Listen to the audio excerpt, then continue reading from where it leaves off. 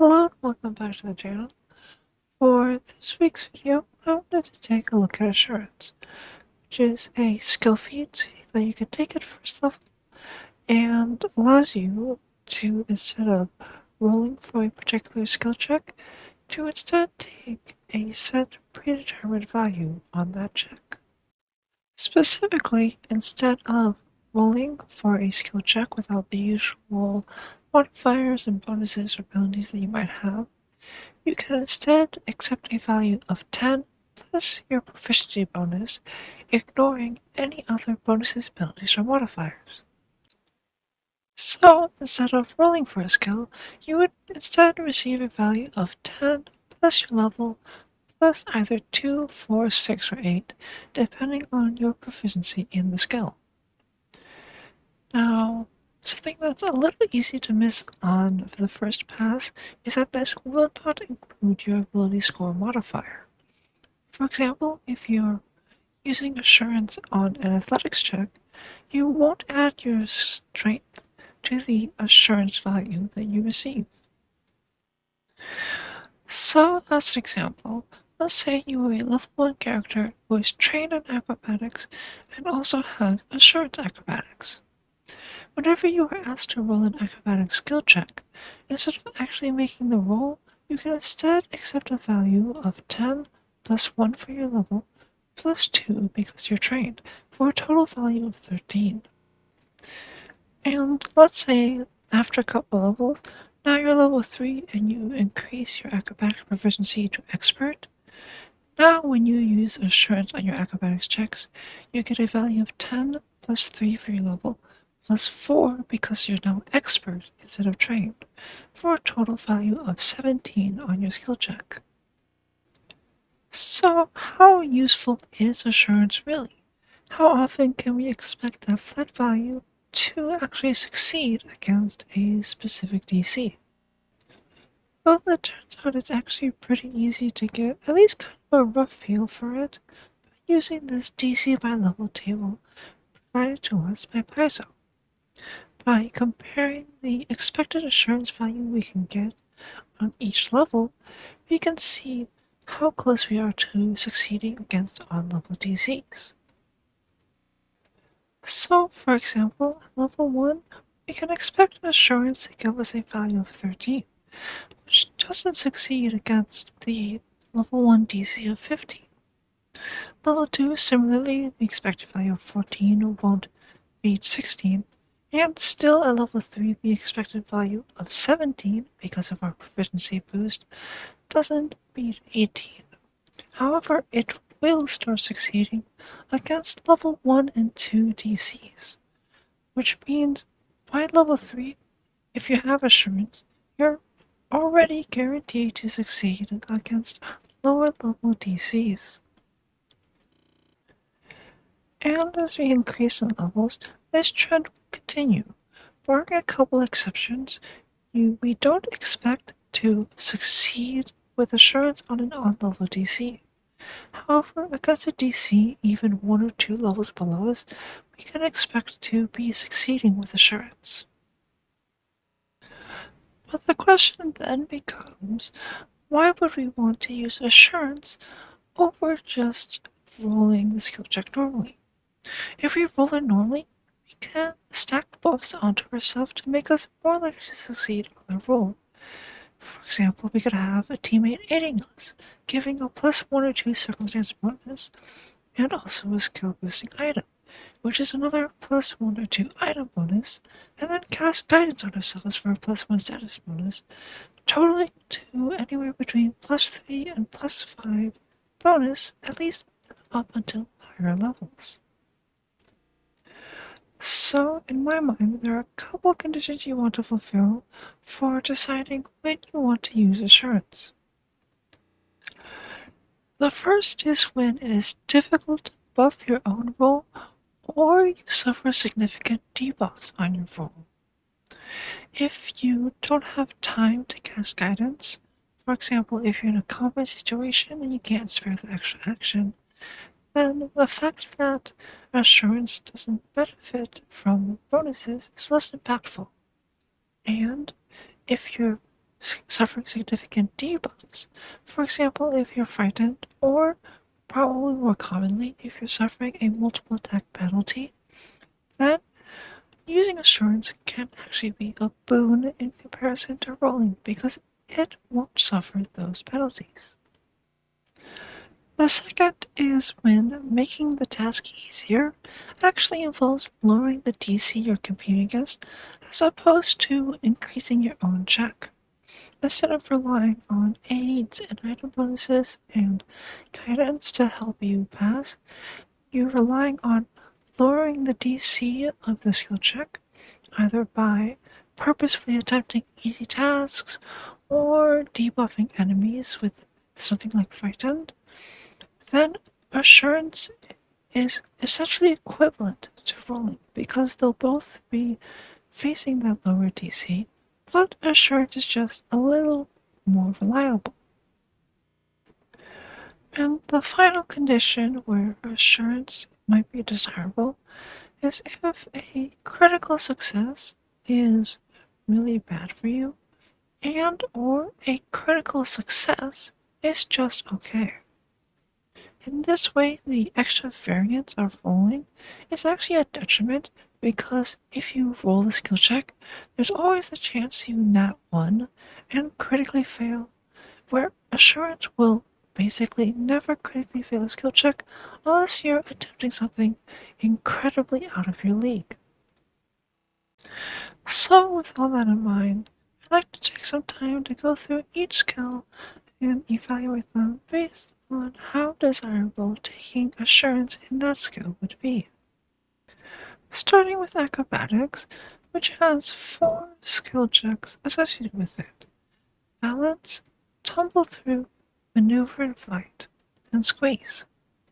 Of these, Assurance is probably most useful for balance, since you really don't want to see that crit fail and fall down when you're trying to balance across a slippery surface. Tumble Through is also nice for Assurance, since it actually doesn't have a crit success effect for you to miss out on. But unless you're playing a Swashbuckler, it's really not the most applicable move to be using.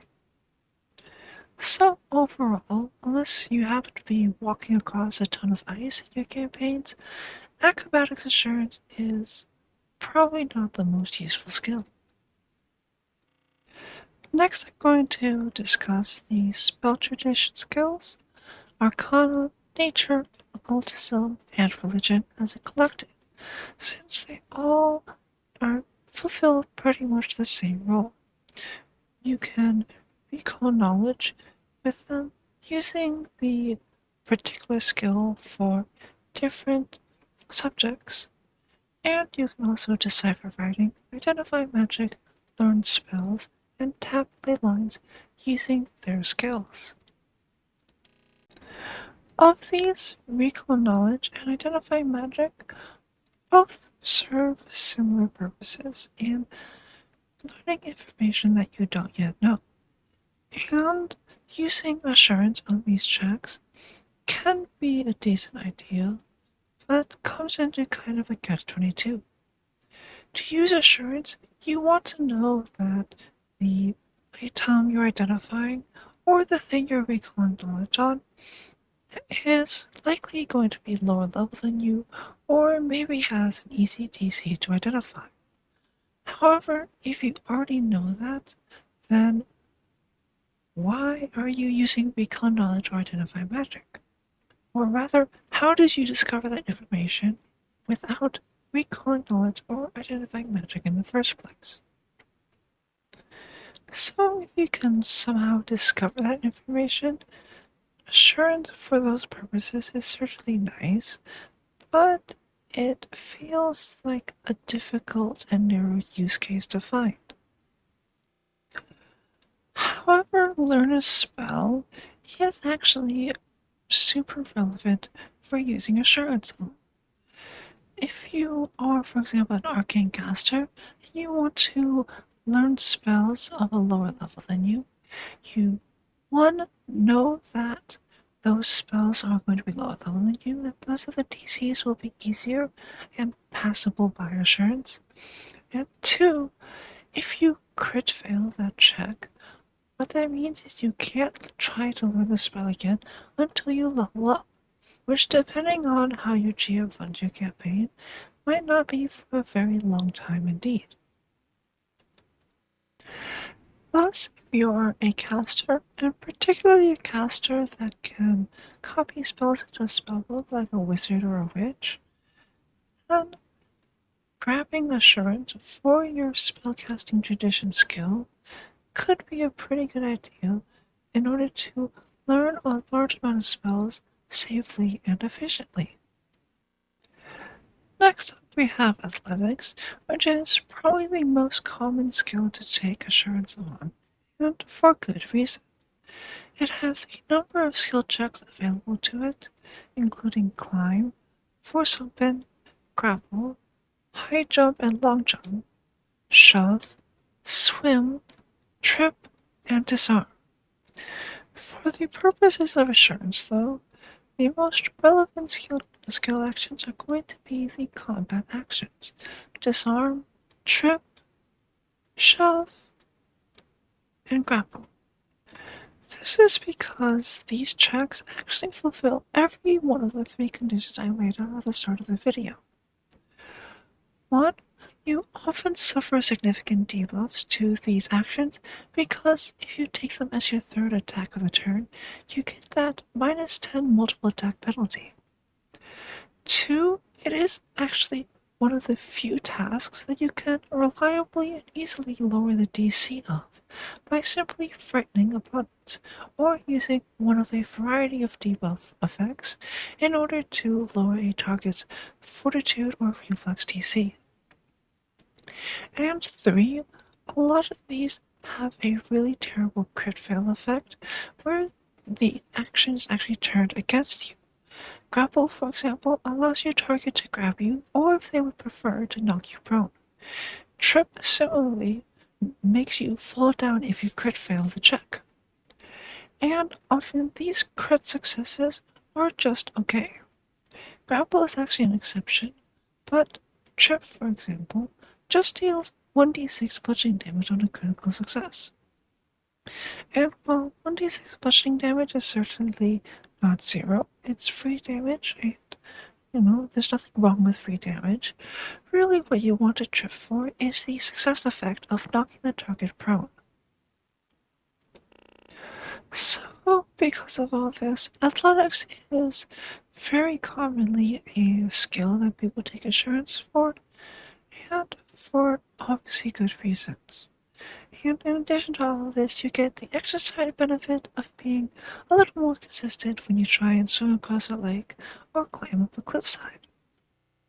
Next up we have Crafting, which allows you to reclaim knowledge or earn income, as do many of these skills, and also to repair items or craft items during downtime. I believe there's actually an argument for both of these skill actions to be useful with Assurance. Craft Assurance obviously isn't going to be super great if you're crafting low level items, but if you're crafting a lot of lower level items, for example, if all you want to do is just crank out Elixirs of Life, then crafting to make sure you don't crit fail and waste that 4 days of setup can be very useful to take Assurance. And additionally, avoiding the crit fail effect of repair is pretty relevant, because that 2d6 damage represents a lot more than just a wasted 10 minutes. You'll have to repair that damage again, which probably means an additional craft check on top of what you had to do previously, so that's a total of 20 minutes wasted. And if you somehow deal enough damage to actually destroy the item, then suddenly you don't have any more item, and you have to go acquire a new one, which, if you're in the middle of a dungeon delve, can be very difficult indeed. Next up we have Deception, which allows you to create a diversion, impersonate, lie, or feint. Now, of these, feint and create diversion are combat applicable, but honestly they aren't as relevant for assurance as the athletics actions were. In the first case, they don't suffer from multiple attack failure, which was a large reason why athletics assurance was appealing. And in the second case, the crit fail effect of these are not nearly as relevant as the crit fail effect of the athletics actions. Crit diversion straight up doesn't have a crit fail effect, and feint just makes you flat-footed against that specific target. And flat-footed, while not great, is a relatively easy condition to inflict, so you don't lose a lot by inflicting it on yourself. And that leaves us with lie and impersonate. Now, if you're in some kind of political intrigue campaign where you're impersonating and lying a lot, assurance is actually somewhat relevant. It'll help you against low-level guards or courtiers or janitors, which you're interacting with on your way to whoever your actual target may be. It obviously won't help you against high-level creatures, but it will basically guarantee that low-level mooks will never see through your disguise.